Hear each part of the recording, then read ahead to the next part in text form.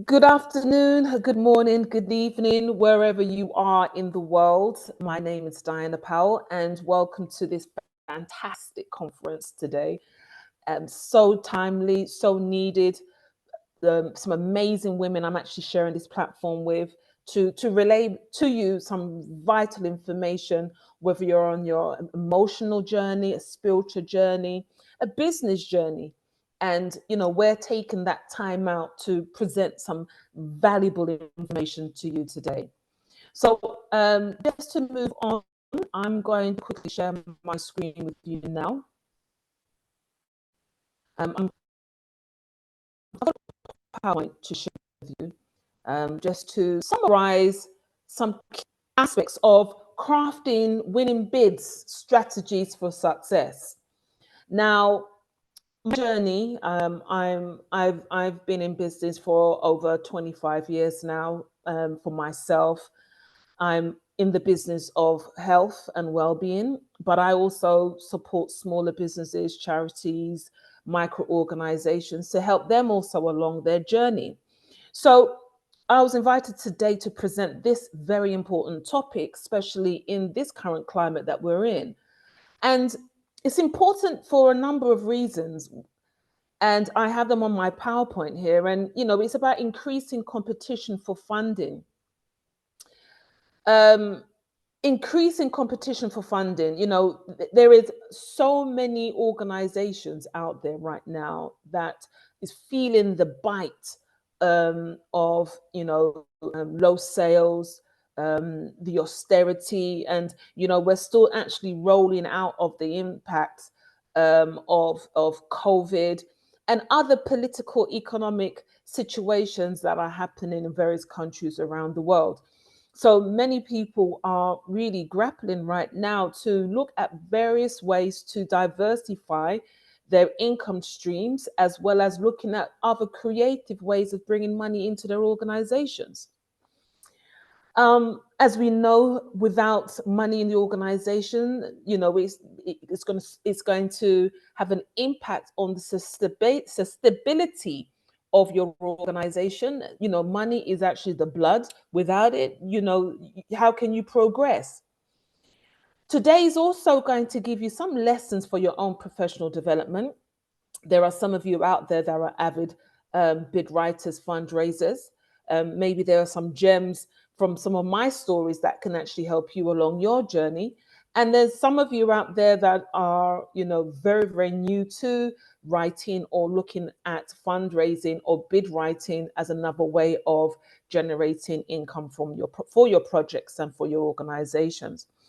And as I mentioned before, right now, it is also about adapting to challenging trends in your home countries, whether it's political, economical, environmental. But also, I would like to share with you all some best practices that, I've acquired along my journey that I would like to share with you also. So, one of the important lessons I also feel is the importance of professional bids. And I mentioned before that it's actually very, very competitive. And, why is it important? The importance of securing financial support for projects, as we mentioned before, in this downturn, sorry, we need to find ways of generating income. And sometimes it's not always with sales. So when we speak about projects, we're talking about short projects that have a defined timeline, and you may not be able to ring fence funds within your organization to be able to fund these projects in this way. And it could be a project that has a definite impact in your communities, or it could be really just launching a new product or service. So when we're talking about the impacts of sustaining operation, expanding service. So now it's about what is this money going to do in terms of your operation? Are you expanding your operation? Is your operations taking a hit? Is it to do with your machinery? Is it to do with your staffing levels? Is it to do with your brick and mortars, your fixtures, your buildings? What is it that you're trying to do? How is it having an impact on your sustainability? So lesson two, So when we're thinking about going for bids now, it's, you know, we may see bids on a government website. We may be on certain platforms where they're sharing opportunities for us to find out about opportunities, bids, tenders, etc. And what is important here is it's, again, it is also, I always say to my clients, it's not always about chasing money. And this is why, I will also say, and I've fallen short of this along my journey, is it's not always a thing that because there is an opportunity to acquire funding that you go for it. You need to look at your own funding priorities, your own organizational goals. It has to align with the request for proposals, the RFP. What are they asking? What types of organizations are they looking for? Yeah. What types of funding, what types of tenders are out there? Are you as an organization equipped, whether it's financially, whether it's through with your team, whether it's your knowledge? Are you able to tender? Yes. Does it align with your current priorities and goals? Yes. Are you now having to look at reforming a group that may take away from your main operation to go for this, which then may put a strain on your overall operation? So you have to be careful of just running for finance. It has to be something that aligns with your goals and your priorities. Lesson number 3, we're looking at outsourcing opportunities, making sure you are tendering for the right opportunities for your business, which is vital for securing consistent growth. Yes. And so again, it is making sure that, I always say to my organizations or my clients and even myself in reflecting over that, it's put together your strategic plan, your business plan. And so in there, you've already outlined the type of tenders that you actually are looking for that is vital for where you are at this particular point in time of your growth. So again, it's about sourcing the right opportunities, whether it's government websites, other organizational websites, or membership websites. It's about positioning yourself for these right opportunities. So lesson number 4, time is a precious thing. And it goes back to, again, not wasting your time going for tenders that do not align itself with you. Because when we're speaking about time, it's people time, it's money that you could be wasting, that you could actually put that money elsewhere to help you grow and you have a better return on your investment and also your time. It's also writing excellent, winning quality responses. So if you're going to put time into tendering, writing a bid, funding proposal, it actually takes a lot of time thinking, planning, getting the right team involved, in terms of understanding what the knowledge, the skill set is required to pull it off, and it's also being able to understand the knowledge. And when we're looking at the time factor, sometimes there is only a small window of opportunity. So again, when you're going through these bids, these tenders, understand the timelines that you actually are working with. Lesson number 5, understanding your company's expertise, streamlining your efforts and ensuring greater chances of success. It is also about understanding what expertise and knowledge you actually have within your own capacity. What expertise do you have that will give you the winning chance of making sure that you have a great success in putting forward the best tender bid that you can put through? It's about mapping out your team's experience and expertise. It's about standing out from the crowd because there's no time, as I mentioned before, that if you don't have the expertise and knowledge, there is no point of actually going for these tender bids. Lesson number 6, understanding the request. One of the things where many people fall short is not being able to understand the guidance, what is required in terms of the tender process, the funding process, the bidding process. What are the requirements before beginning the writing? Guidance notes, guidance notes. Some people see the actual application and not fully understanding the process, the guidances that the funders, the tenders, they put out to give you the best chances of possible of putting forward a quality application. Many people skip this or don't really understand it. What are the requirements? Understanding the needs of those organizations that are putting out the tender bids in the first place.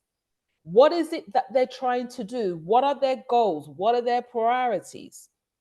The contract, the bid, the funding requirements. Sometimes, as smaller organizations, you can go for bids, but sometimes tenders are looking for specific organizations that's been established for quite a while, showing that they have a good reputation for managing such requests. Yes. They are looking for organizations sometimes that can manage big pots of money and have the capacity to deliver on time. So if you know that is not you, then do not go for these type of tenders because, like we said before, all you're going to be doing is wasting your time. Understand who they're looking for, the expertise and reputation. What is the process? Sometimes there is a pre-application process where they filter out organizations because they themselves don't have the time to filtering through hundreds of applications. So they need to quite quickly sift through those organizations that have the best chance of getting through or winning a bid. So the process itself, does it have a pre-application element, the application element, an interview stage or presentation? Again, understanding the request, understanding the guidance notes will give you more information of what is required within this tender process. Lesson 7, plan effectively. And we're talking about teamwork. So here, areas of considerations. What are the main objectives of the bids? What is expected outcome of the bids? So what are the outcomes? What are the what is the tender hoping that you who are going for the tender are going to achieve? Because again, they don't just put out tenders for the sake of putting out tenders. There is a specific requirement they are also looking for their own capacity, for their own growth. And this is one of the reasons why they were put tenders out in this way. What are the key deliverables? What are they asking you to do? You know, what are the numbers? What are the workshops, for example? What are the requirements? What are the number of buildings? What are the electronic that they're asking you to develop? What are, you know, what is it that they're actually asking to do for you to do? And are you equipped with the knowledge, expertise, and the team to put it off?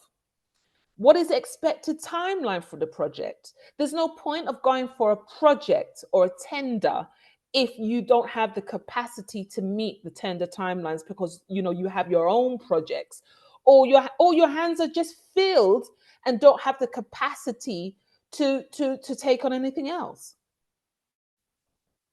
So, you know, what are the critical success factors? What are the key things are they looking for in terms of deliveries? So sometimes they may quantify. They may say that they may want X amount of things to be done during a particular time, or they may be looking for a quality of delivery.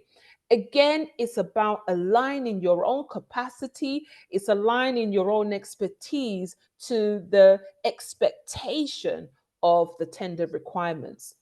What are the key risks and how are they being managed?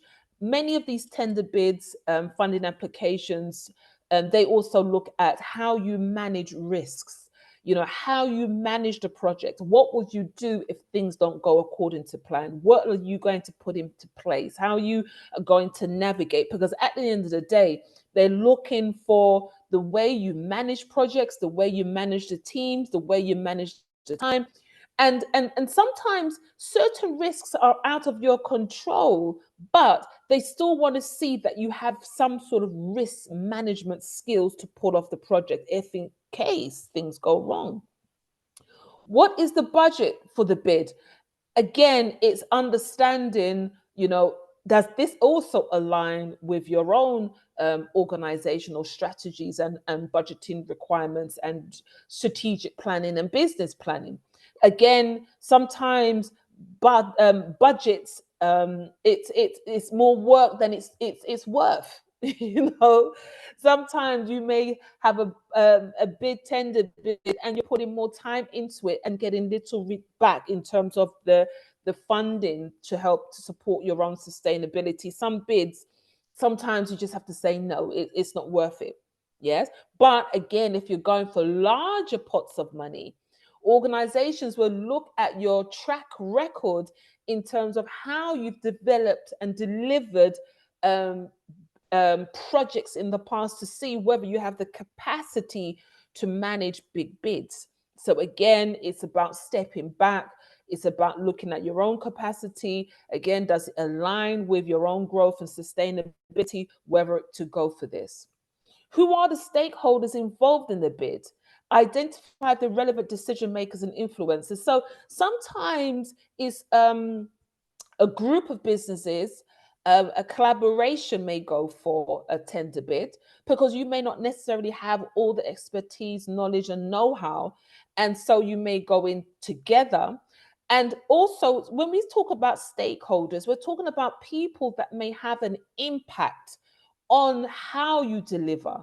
And sometimes when you're working or on a project and there is a strong community influence in terms of how you deliver, sometimes you have to go and consult with relevant stakeholders to get their buy-in and to get their input in terms of the bid that you're putting together. So lesson number 8, use the right experts. Bring your experts or your team together, respond, demonstrate. So in this also, a lot of the tenders, bids, proposals also want some information about your team. Yes. Do they have the right know-how? Do they have the right skills to develop the project that they're looking for? And sometimes if you don't, you may want to work with consultants that will support you on areas where perhaps you may fall short on delivering this bid. Lesson number 9, create added value. It's not just enough about demonstrating how you are going to meet the requirements. You need to show how you can go over and beyond. Yes? How are you going to add value to the tender, to the bid, to the requirements? You need to show that what you're going to bring to the table is going to be of quality and of professionalism. What is your unique selling point? What is your USP? Sometimes when you're going for bids, there's hundreds of organizations and some of them very, very similar. What is going to make you stand out? What I also like to add to this is sometimes when you're going for bids and tenders, it's the pre-planning as well, because after a while you'll find that there's similar types of questions that they're always going to ask you. So what I always try to say for my clients and what I tend to do for myself is all the successes that I've had over the years, I put together what is called the credibility folder. It could be pictures, it could be evaluations, it could be reports. And from there, I take out all the unique elements to really put weight on the application. And that for me will stand out as a unique selling point. You know, how I've engaged or how we've engaged with the communities. You know, did we deliver on time? Did we deliver before time? Did we save our the organization money? What is it that will make us really stand out? And this is where, you know, when we're looking at the timelines and the deadlines of creating these bids, it's about making sure you put your best foot forward. There's no point of investing time and money into something that you haven't put your best foot forward. There's no point of going for something that, you know, you're not going to get because you've submitted a shabby bid, a shabby application. You didn't do your best. You're just wasting time and the organization's time as well. Lesson 10, be smart when writing your bid. So it's about being specific, being measurable, achievable, reliable, realistic, and timely. You know, it's how you now state how you're going to go about this. And this is now what will separate you from the rest. It's about now attention to detail. How are you going to quantify your successes? How are you going to be specific in your writing without waffling pages and pages? Some people think that writing pages and pages is what's going to get them to tender bid. No, sometimes less is better than more, but less in being specific, using smart, specific, measurable, achievable, realistic, or reliable, timely, yes, sentences, structures, yes, to put your point across. Lesson number 11, environmental consideration. This is a biggie now. Yes, this is a question that comes up so many times now. So, working to help local communities bring social values. What's happening a lot now, right now, is, for example, a lot of the tenders now are saying that how are you going to bring social value to the communities that you be working within? So, for example, you know, in terms of recruiting, are you going to recruit locally? Are you going to support local people in terms of job opportunities? Are you going to create skills? Are you going to work with schools? Are you going to work with young people? Are you going to work with the unemployed? How are you going to bring social values? Small businesses can demonstrate this in, you know, in their response, and especially if you are part of that community, you understand the social needs, and this again is another way to bring this out and to demonstrate it as your unique selling point when you're going for these bids and tenders. Lesson 12, and many of us fall short on this. Check, check, and check again. Before you submit, yes, understand that you have made sure you understood, sorry, your guidance, the guidance notes. Have you checked? Have you, what I tend to do, I highlight each question. I highlight all the important elements of the guidance notes. I proofread and word count. Sometimes tenders will say that a specific word count that you need to make sure you have, and because there are so many bids they're going through, they would quickly eliminate you if they see a poor application in terms of not adhering to the word count. Drafts, is, you know, there's grammar errors, there's spelling errors, etc. Do you make sure you've included all the supporting documents, whether it's a business plan? Sometimes they also ask for financial budgeting spreadsheets, etc., explanations about your capacity, your team, etc. Correct budget calculations. If they're asking you to do calculations, which they most definitely will ask you, have you calculated your budgets properly? Have you done the numbers? Have you checked the numbers? Yes. And also, this is another area that some people fall short down on, and, you know, making sure you've got strong professional references, people that can speak really fantastically about you and the work that you do. So as we come to a close, just a summary. These are just some tools, some lessons that I've learned within my own organization and with the clients that I've worked with. It's about helping you to enhance your ability to secure money. It's about ensuring your organizations can continue to thrive through some of the challenges that we are experiencing right now. And for you to get in contact with me, you can contact me on my LinkedIn. But I just want to say thank you for your time and taking the time out to listen to me today, taking the time out to come to this fantastic conference. And I'm hoping that you enjoy the rest of today. And with that, I would just like to say